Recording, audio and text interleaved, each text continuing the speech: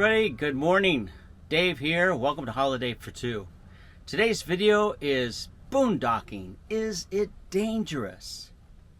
And I'm really gearing this video for folks who are just thinking about it or maybe getting started in boondocking and they haven't really done it yet, or they've done a little bit but they're a little apprehensive because they hear there are some really dangerous things about boondocking.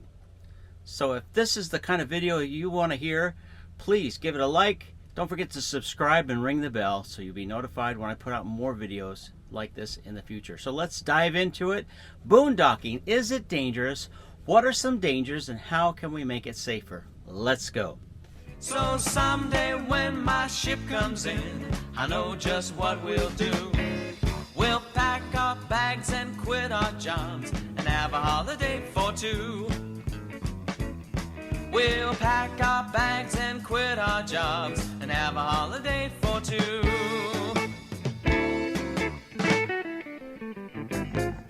All right, welcome back.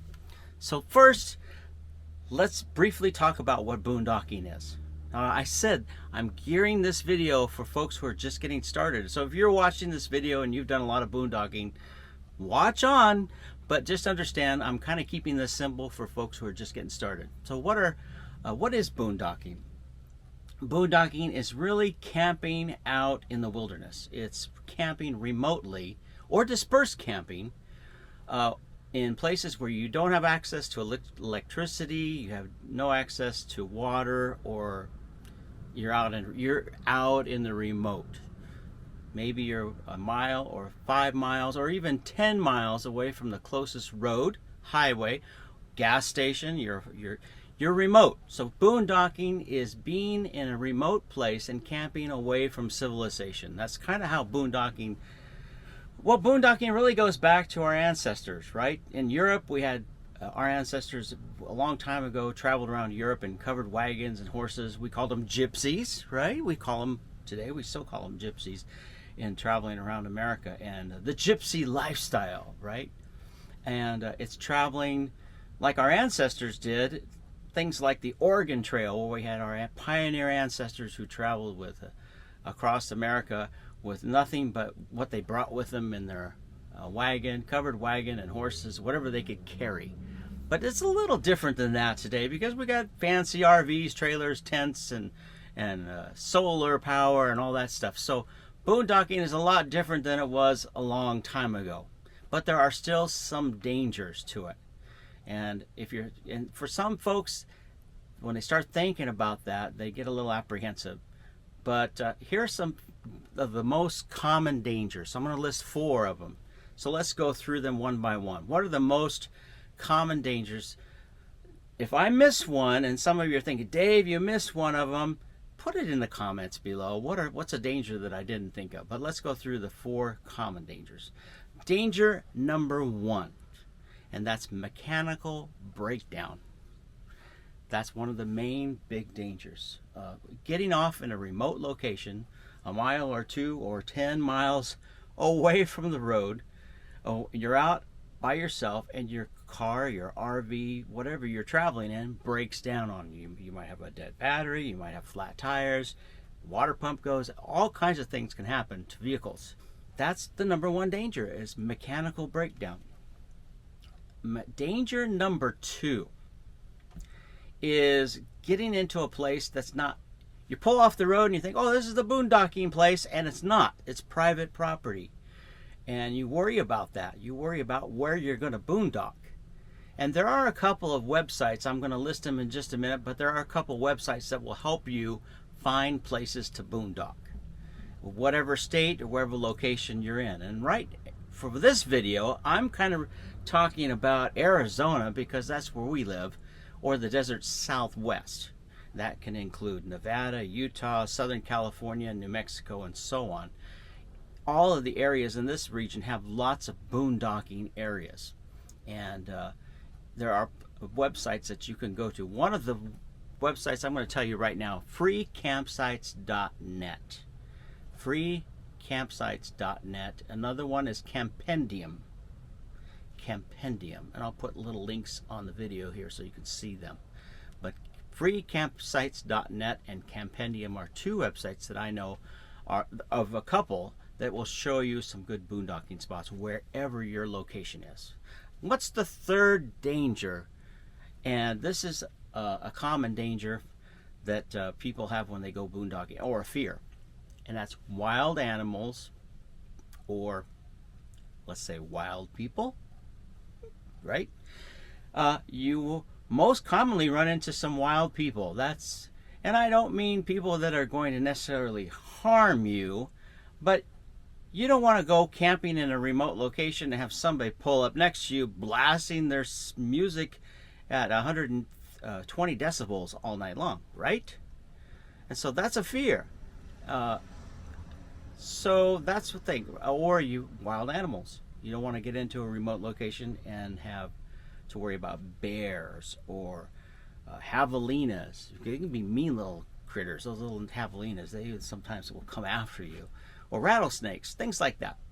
So animal dangers, wildlife dangers, or wild people dangers are something to think about. And number 4, the fourth danger.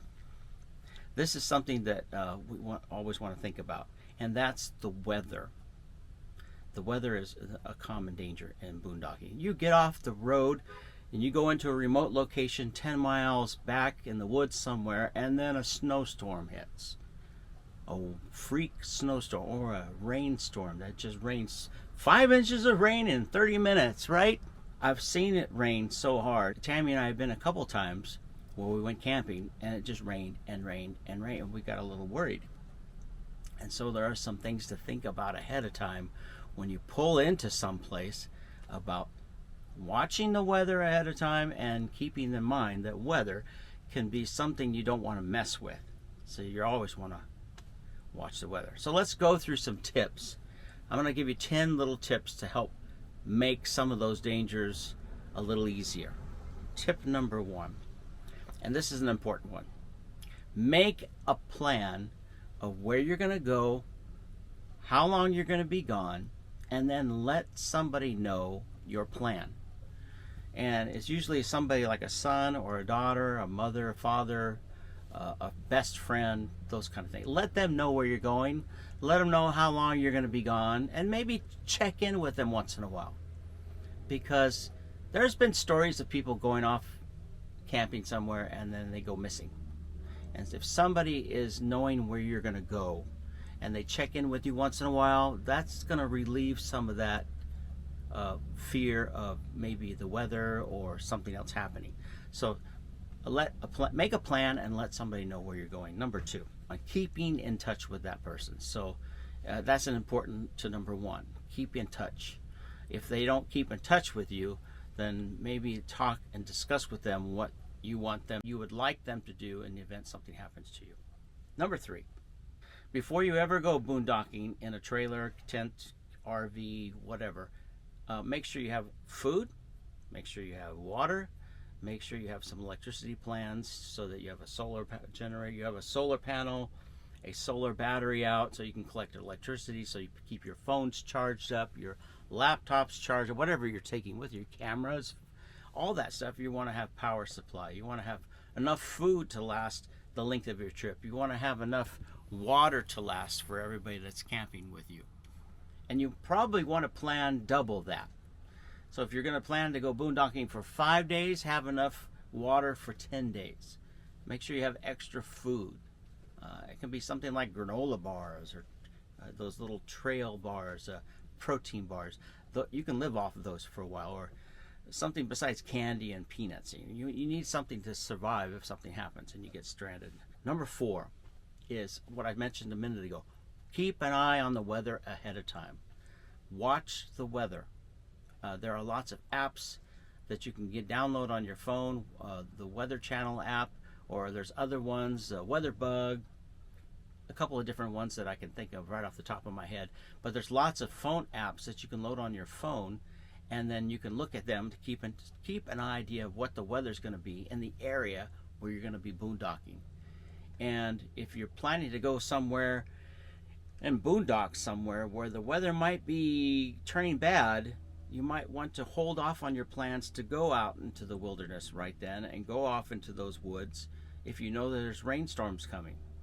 It's just like when you go hiking, you don't want to hike into a canyon when you know there's flash flooding that could happen any day or any time. So keep an eye on the weather. Number 5, you know your vehicle's limitations. We have a motorhome, and I don't take my motorhome four-wheeling off-road somewhere where it can't go. If you have a pickup truck or a car or whatever vehicle you're driving in, know what your limitations are. Know whether your vehicle is capable of going into that area. Do you have four-wheel drive? Are you a low-profile vehicle, or do you have plenty of ground clearance underneath you? Those kind of things are good to think about ahead of time. But number 6, have a defensive plan for protection. I'm writing these. I wrote these down because I wanted to make sure I remember these. Have a defensive plan for protection. Now that can be something simple like bringing bear spray. If you're going off into the woods, bring some bear spray. Bringing some hiking sticks. If you're going hiking, those little hiking sticks, they can make great defensive weapons if something comes out of the woods. It can be other things in case other things come around. And I remember I said wild beasts, but also wild people sometimes. Now I'm not suggesting anything drastic, but sometimes having a plan ahead of time. If you pull off, okay, let's be honest here. You pull off into an RV place or a boondocking place, and you can see that there's some wild-looking people there. Don't camp there. Move on. If there's anybody around you at all, if you're looking around, use your eyes. Look around, and if you see something that looks a little sketchy, move on. Save yourself the trouble. I've heard stories many times of people that did that, and it saved them a lot of grief later on. So if you get into a situation and you're driving down a forest road and you see some sketchy stuff, and I'm not going to suggest what that might look like, because you'll know when you see it, and you see something that looks a little sketchy, just keep going, or turn around and get out of there. And sometimes our brain will save us a lot of times where other things won't be necessary, right? You can carry all the defensive gear you want, but if you don't have to use it, that's even the best case. Using your brain is your first defense, and so use that. Keep your eyes open. Let's go to the next one. Plan for communication. Number 7, plan for communication. So planning for communication means having cell phones, right? Maybe having two-way radios. I have a little Garmin 66i that I keep with me. It has an SOS button on it. And I can communicate with people through that by text messages. If I'm off in a location where I'm not getting cell signal, I can use that just to let them know I'm okay and I'm checking in with them, which is kind of cool because there are times when we go boondocking or we go dispersed camping somewhere we don't have a signal. But most of the time these days, you go boondocking somewhere, you're going to have a signal. It might be kind of weak. In that case, you might want to get you one of those cell signal boosters. I did a video a few weeks back on the high boost cell booster. So if you're off somewhere where you're only getting 1 bar, put a cell booster up and you'll get 2 or 3, maybe 4 bars. Just a thought.